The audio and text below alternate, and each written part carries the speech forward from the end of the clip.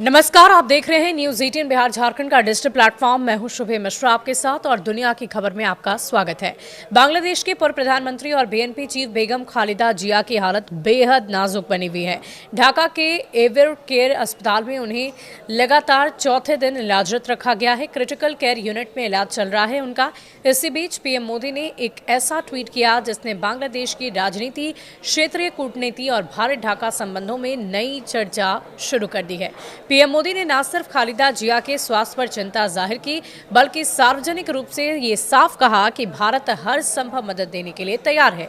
PM Modi ने x पर लिखा कि बेगम खालिदा जिया के स्वास्थ्य के बारे में जानकार बेहद चिंतित हैं, जिन्होंने कई वर्षों तक बांग्लादेश के सार्वजनिक जीवन में योगदान दिया है।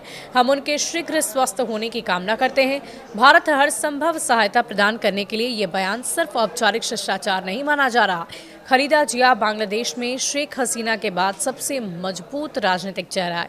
उनकी पार्टी बीएनपी मौजूदा बांग्लादेश सरकार और अंतरिम सेटअप में मोहम्मद यूनुस के बढ़ते प्रभाव का खुलकर विरोध कर रही है। भारत भी यूनुस की भूमिका को लेकर सतर्क है और उनके एजेंडे को लेकर दिल्ली में कई सवाल उठे हैं। ऐसे में प्रधानमंत्री का ये ट्वीट महज संवेदना नहीं, बल्कि राजनीतिक संकेतों से भरा हुआ संदेश माना जा रहा है। पीएम मोदी और बेगम खालिदा जिया की एक तस्वीर भी सामने आई थी। अब ये सवाल है कि क्या ये संयोग है या रणनीति है। दिलचस्प बात तो ये है कि खालिदा जिया की हालत बिगड़ते ही चीन ने भी सक्रियता दिखा दी है। चीन मेडिकल टीम के द्वारा एक विशेषज्ञ डॉक्टर ढाका पहुंचे और एवरे केयर अस्पताल जाकर चिकित्सा बोर्ड से मुलाकात की। अस्पताल के कार्डियोलॉजिस्ट के मेडिकल बोर्ड के प्रमुख डॉक्टर शहाबुद्दीन तालुकदार ने बताया कि चीनी टीम ने उनकी स्थिति की विस्तृत समीक्षा की है। स्थानीय डॉक्टर्स के साथ आगे की चिकित्सा प्रक्रिया पर चर्चा हुई है। अस्पताल सूत्रों की अगर माने तो ये सिर्फ शुरुआती टीम है। मुख्य विशेषज्ञ दल मंगलवार को ढाका पहुंच सकते हैं और अगर उनकी हालत और बिगड़ती है तो ये कदम इसलिए भी महत्वपूर्ण है क्योंकि खालिदा जिया का इलाज पहली कई बार भी विदेश में कराने की मांग उठती रही है, लेकिन बांग्लादेश सरकार ने इसकी अनुमति नहीं दी। अब सवाल है कि आखिर उनकी तबीयत बिगड़ी कैसे। तो आपको बता दें कि बीएनपी ने कहा कि उनकी नेता जीवन के बेहद नाजुक मोड़ पर वो पहुंच चुकी हैं।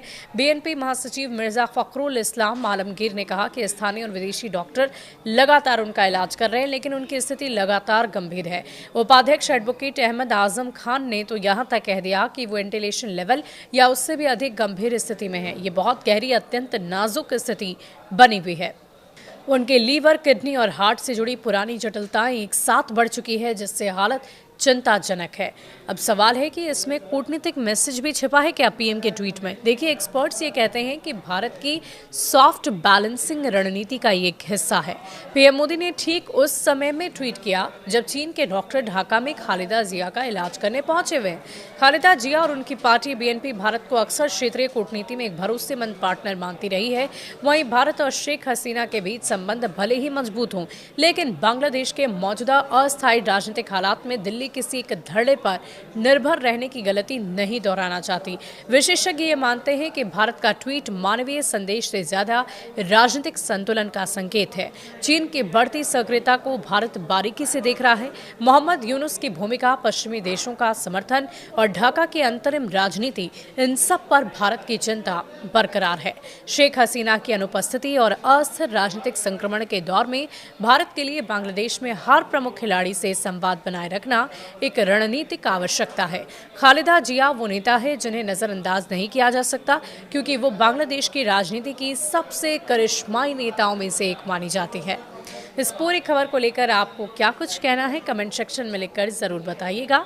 शुक्रिया।